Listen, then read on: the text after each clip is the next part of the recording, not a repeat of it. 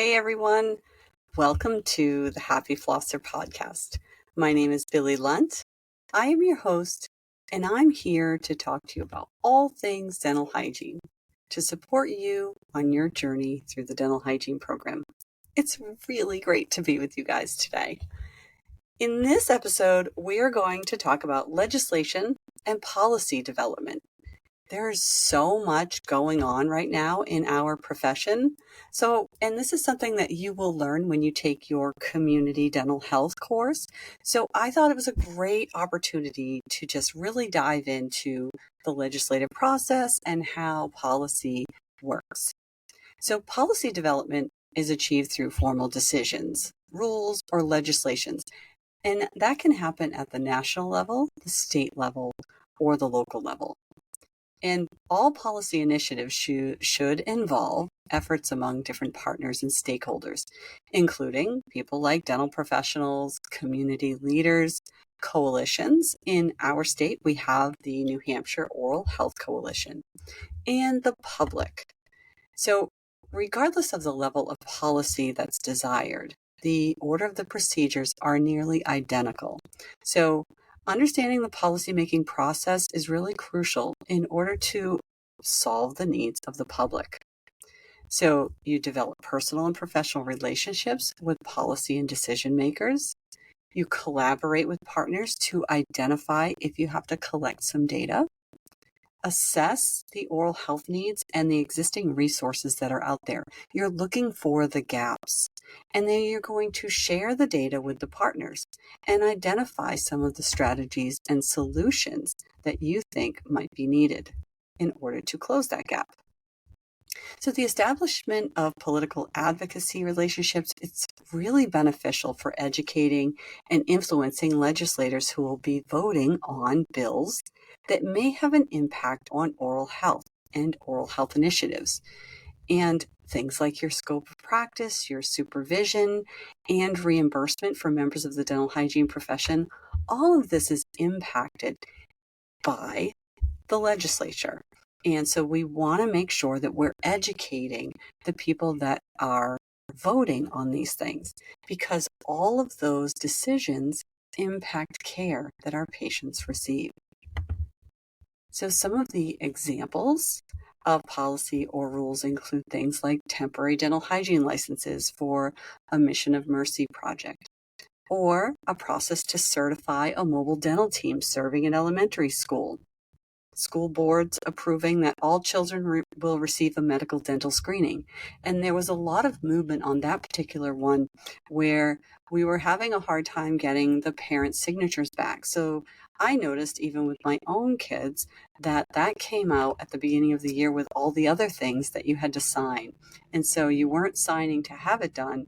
You would sign if you didn't want to have services provided to your kids. And that really helped reduce the barrier for that. That's just an example. It's really important for you to understand the process of how a bill becomes a law at the state level. And we all learn that in high school. Whether or not you remember that is a totally different story. And what's really cool about our republic is that we have state legislators in all 50 states. Policy initiatives become bills, and they must pass both the House and the Senate before they go to the governor. And most state legislators meet annually for a specific number of days. Interested members of the public can provide statements during committee hearings, and the status of bills may be tracked online through the state government website, which I commonly do. I have an app that I use, and I go through and I highlight different bills that are of interest to me, and I can get update emails whenever there's a change in those bills, which is really great. So for you guys with the ADHA supporting you and representing you, they help you with policy development. So regardless of the level of policy that's desired, the order of the procedures to develop a policy doesn't change. So the American Dental Hygienists Association will occasionally send out an action alert to the members because there might be a piece of legislation that will have an impact on oral health, and the practice of dental hygiene will be coming up for a vote. These alerts can be at the state level or the national level. And there's been lots of conversation around things like the compact. And I actually just got a notification this week, and the discussion was about fluoride. Should community water fluoridation still be happening? And so you need to think about this is why it's really important for us to have representation and be a member of the ADHA so that you can keep up with what's going on in your profession. And it's important for you as well to have the ADHA advocating for you because they help you find out, okay, what's going on with community health programs and medical clinics? What's going on the national level with things like the compact? And it's really hard for us when we are kind of in the operatory to keep up with all of these things. Think about the future as we move ahead for public health issues. The ADHA report that came out in 2021, hygienists are at the crossroads of change. Environmental scan that went out 2011 to 2021. Dental hygienists will be in demand and have ample opportunities to improve the oral health of the population. So we need to think about policy development and legislative action that needs to take place in order for that to occur. We need to look at new workforce models, and these will just continue to develop and unfold. Developing those interprofessional relationships and collaborative practices with other providers to really close the gaps where patients might fall through them. And that's where those new workforce models are really important. And think about how much has changed just in the last few years with advances in teledentistry and all the things that came out of COVID to really help us see things that maybe we didn't see before COVID on providing off-site clinic care or care in a community center or going to where the patients are instead of making the patients come to the brick and mortar sites. And when we think about interprofessional collaborative practice and how we deliver our oral health services, we need to start expanding our thought process on that. Because there is a disconnect between the health of the mouth and the overall care that patients receive. Many professionals describe the disconnection between oral health care and healthcare. And you see that there are providers that are crossing over the line and kind of engaging with the dental people to try to say, okay, how can we close this gap and how can we inform? How can we support one another in our initiatives to recognize the value and integrate oral health into overall systemic care for patients?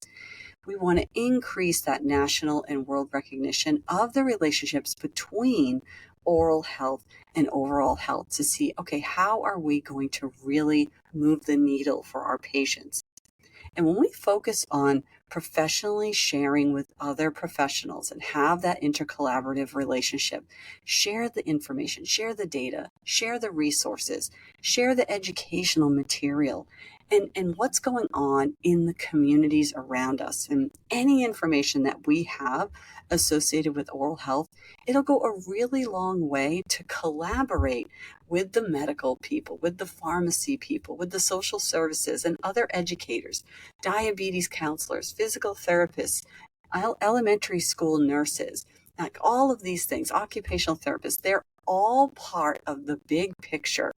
And if you're just treating one area or one aspect of a patient, you're kind of missing so much because we need to really comprehensively apply that interprofessional development between collaborators to deliver oral health care as well as overall health care and really promote to attach and connect with one another instead of having the detachment.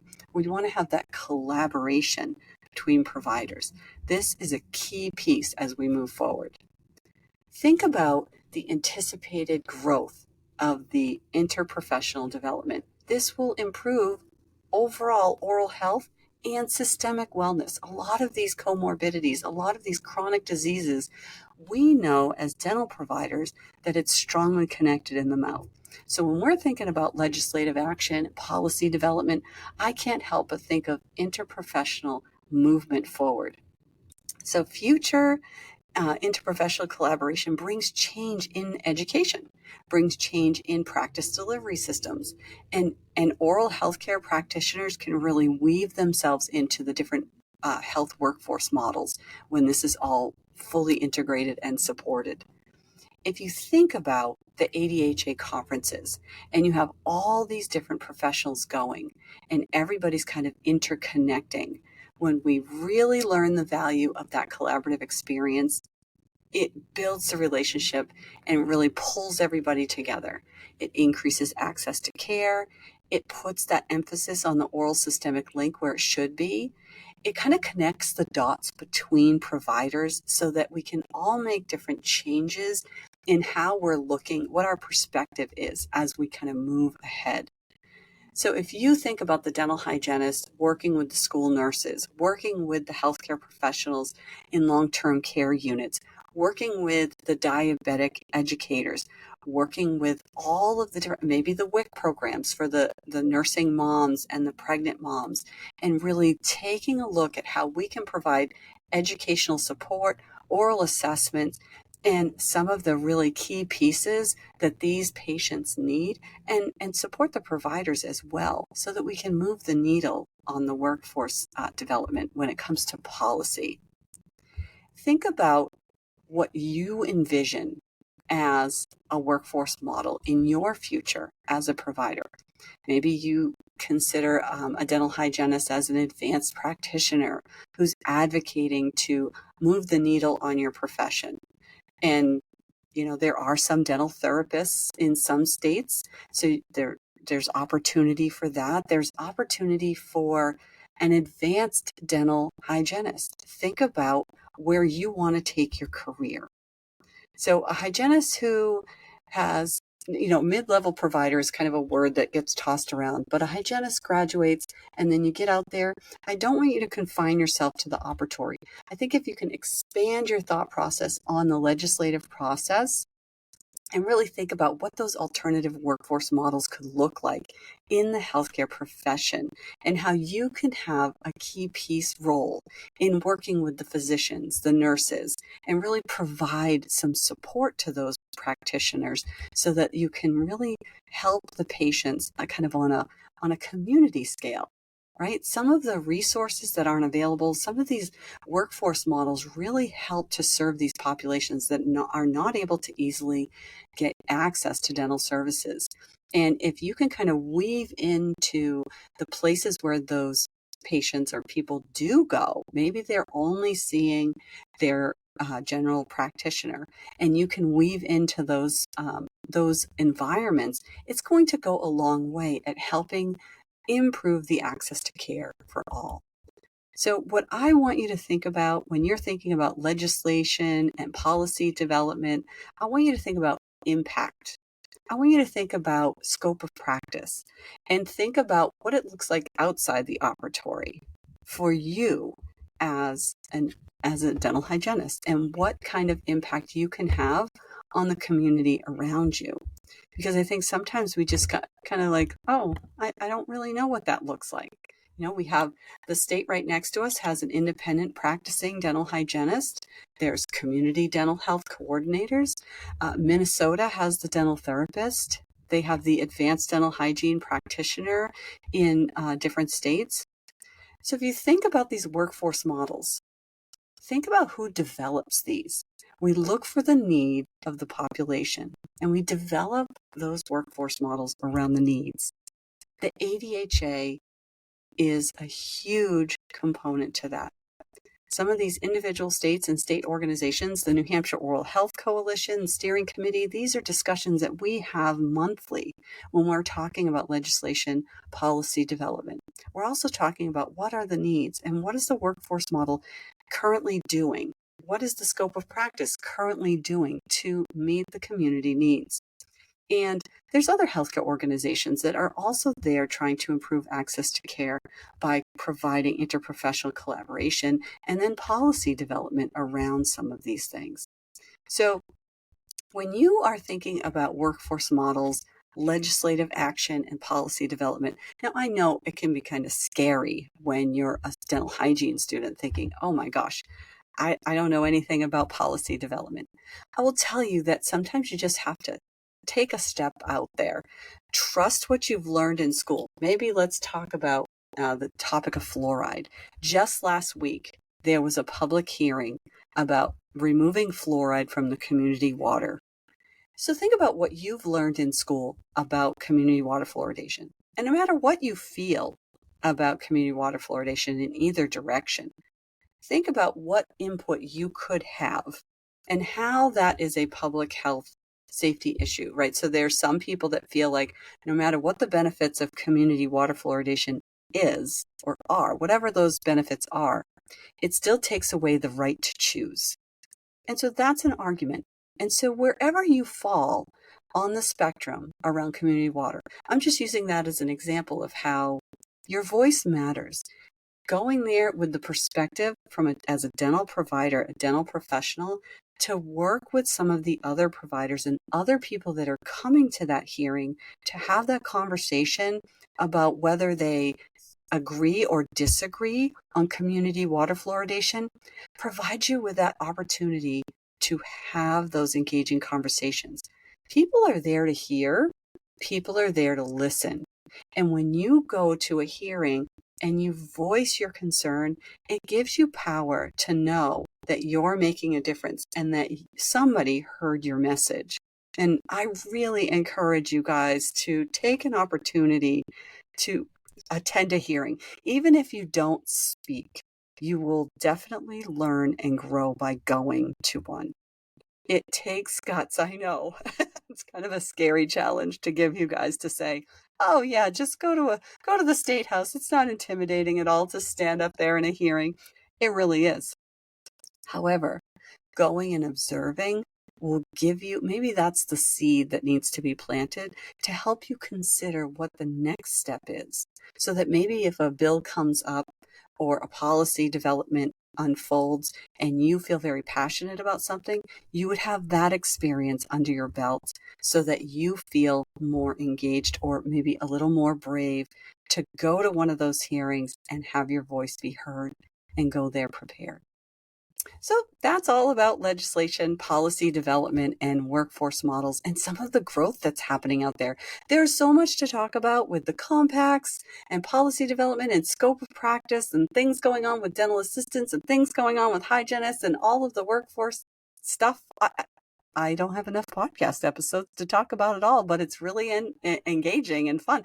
You've got to just educate yourself on the process of policy development and how a bill becomes a law and what your role is. And this is where the ADHA really comes in to support you in these efforts, because you have the ADHA right there when all of these hearings are going on and all of this policy development is going on and all this information is coming through. They are there to help you and support you through all of the stuff that maybe you don't understand, or maybe the stuff that you don't have the time to keep up on. And I totally get that. When you're working in your operatory, you're just kind of in the zone, you're doing your thing, you're seeing your patients, you're treating your patients, you're not reading up on bills and policies and attending all of these events. So I totally get that. And that's where the ADHA is doing their work for you. So I hope you guys have a great week. Please tell your friends about my podcast. I'd really appreciate that. I'm just trying to get the word out there to all the students that need it, need that love and support. So I really appreciate you all. Keep working really hard to achieve your goals. And I'll talk to you soon. Bye-bye, guys.